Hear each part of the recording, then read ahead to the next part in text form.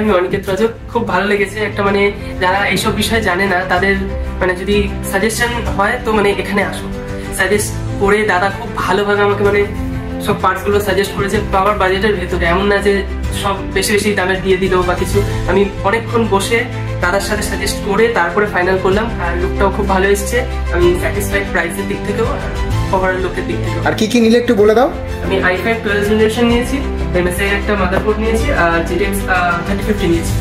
টোটালটা কিন্তু DDR5 এ তুমি অ্যাসেম্বল করলে একটা 22-24 ইঞ্চি মনিটর দিয়ে, তাই তো? হ্যাঁ 24 ইঞ্চি মনিটর। প্রাইস নিয়ে স্যাটিসফাইড তো? একদম। অন্যরা তার মানে আসতে পারে, তাই তো? একদম।